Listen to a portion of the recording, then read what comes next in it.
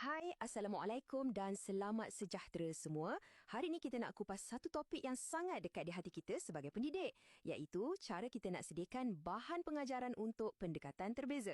Dan semua ni adalah cetusan idea dan amalan terbaik daripada Cikgu Mai. Pernah tak anda masuk kelas, pandang 30 orang anak murid dan terfikir, macam mana aku nak ajar budak 30 orang ni tapi rasa macam setiap seorang ada cikgu peribadi? Bunyi macam mustahil kan? Tapi Cikgu Mai kata boleh dan kuncinya bermula dengan strategi penyediaan bahan yang betul. Okey, ini dia pelan perjalanan kita. Mula-mula kita fahamkan dulu cabaran sebenar. Lepas tu, kita tengok kenapa bahan PDP ni penting sangat.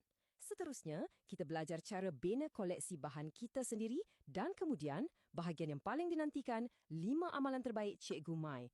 Akhir sekali, kita akan lihat impaknya pada murid dan apa langkah kita seterusnya. Dah sedia? Jom kita mulakan. Baiklah, bahagian pertama. Kita semua tahu realiti di dalam bilik darjah kan? Setiap murid tu unik. Ada yang cepat tangkap, ada yang perlukan lebih masa, ada yang minat visual, ada yang suka buat guna tangan. Jadi, persoalannya, macam mana kita nak penuhi semua keperluan yang berbeza-beza ni? Dan jawapannya banyak terletak di sini pada peranan strategik bahan pengajaran dan pembelajaran kita. Ini bukan lagi sekadar alat tambahannya, ia adalah tunjang utama kejayaan kita untuk laksanakan pendekatan terbeza ni. Okey, sebelum kita pergi lebih jauh, jom kita pastikan kita faham benda yang sama. Apa itu pendekatan terbeza? Senang cerita, ia bukan pengajaran satu saiz untuk semua. Sebaliknya, ia adalah tentang kita sebagai guru menyediakan pelbagai laluan supaya setiap murid boleh sampai ke destinasi pembelajaran yang sama. Dan inilah kata kunci daripada Cikgu Mai. Fikirkan macam ni, bahan PDP kita tu bukan lagi aksesori, tapi ia adalah enjin yang menggerakkan segalanya. Tanpa bahan yang betul, yang sesuai, yang pelbagai, enjin pendekatan terbeza ni takkan dapat hidup. Seterusnya, kita dah tahu kenapa ia penting kan? Sekarang, macam mana kita nak bina koleksi bahan atau toolkit kita ni? Jom kita tengok alatan yang boleh kita gunakan untuk menjadikan kelas kita lebih inklusif. Secara amnya, kita ada macam-macam bahan sokongan. Ada alat bantu mengajar atau ABM. Ini lebih kepada alat untuk kita sebagai guru sampaikan pengajaran. Kemudian ada bahan bantu belajar atau BBB yang ni pula untuk murid gunakan bagi fahamkan topik. Kedua-dua ni di bawah payung besar bahan bantu mengajar atau BBM. Yang penting, gabungan semua ni yang akan buat kelas kita jadi lebih mantap. Dan inilah dia kuncinya, keseimbangan. Kita tak boleh bergantung pada bahan fizikal dan buku teks semata-mata, tapi kita juga tak boleh 100% digital. Gabungan kedua-duanya tu yang power. Bayangkan, murid belajar guna blok-blok kayu dan kemudian mereka kukuhkan kefahaman guna kuis interaktif dekat tablet. Kan ngam tu? Okey, sekarang kita sampai ke bahagian yang paling praktikal.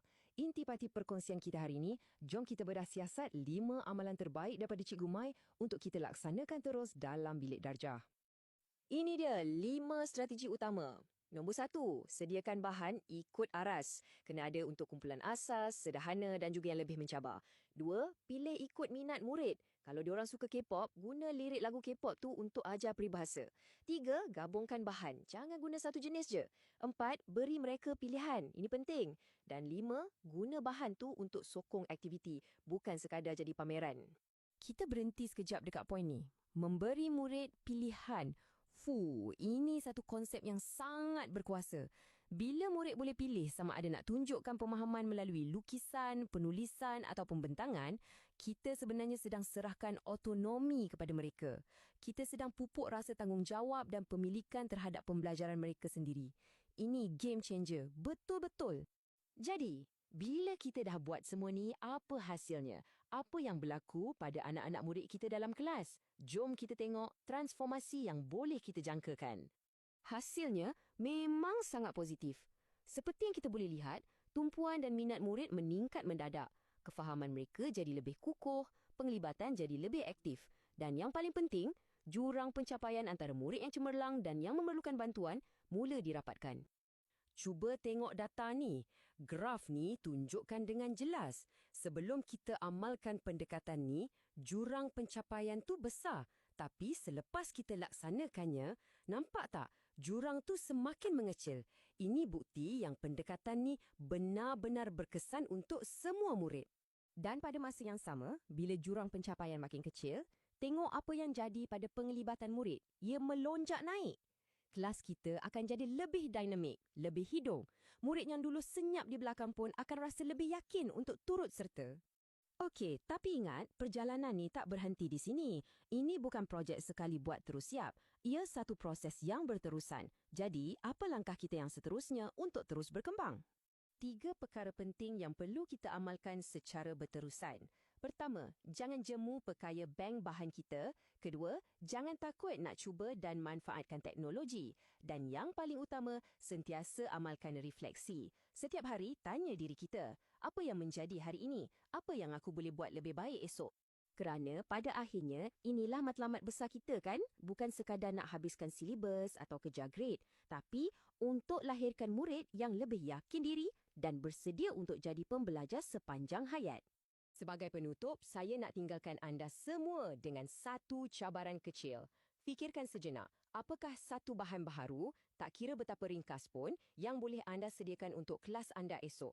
Mungkin sekeping gambar, mungkin satu video pendek, sesuatu untuk memulakan perubahan.